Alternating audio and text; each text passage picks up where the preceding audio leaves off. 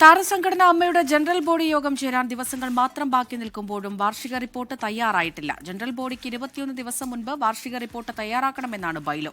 അതിനിടയിൽ അൻസിബ മതം മാറ്റാൻ ശ്രമിച്ചിട്ടില്ല എന്ന് പ്രൊഡക്ഷൻ കൺട്രോളർ രാജീവ് കുടപ്പനക്കുന്നിലിന്റെ മകൻ മൊഴി നൽകി. ടിനി ടോമിനെതിരായ അൻസിബയുടെ പരാതിയിലാണ് മൊഴി നൽകിയത്.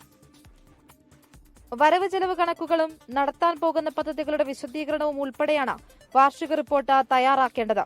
റിപ്പോർട്ട് തയ്യാറാക്കി പ്രിന്റ് ചെയ്ത് സംഘടനയിലെ അംഗങ്ങൾക്ക് ജനറൽ ബോഡിക്ക് 21 ദിവസം മുൻപ് കൈമാറണം.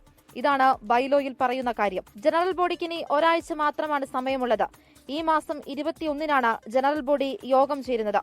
എന്നാൽ ഇതുവരെ വാർഷിക റിപ്പോർട്ട് തയ്യാറാക്കി അംഗങ്ങൾക്ക് നൽകിയിട്ടില്ല. ട്രഷറർ ഉണ്ണി ശിവപാലിനെ നിർബന്ധിത അവധിയിൽ പ്രവേശിപ്പിച്ചതാണ് റിപ്പോർട്ട് വൈകുന്നതിന്റെ പ്രധാന കാരണം. കണക്കുകളെക്കുറിച്ച് ഉണ്ണി ശിവപാലിനാണ് വ്യക്തതയുള്ളത്.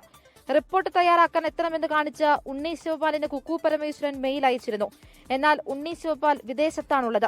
ഇതും പ്രതിസന്ധി തുടരാൻ കാരണമാവുകയാണ്.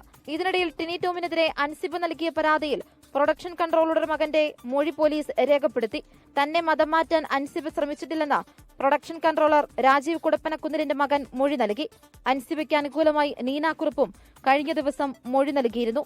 അതേസമയം അൻസിബയ്ക്കെതിരായ നടപടിയുടെ കാര്യത്തിൽ താരസംഘടന വൈകാതെ തീരുമാനമെടുക്കും. 24 കൊച്ചി.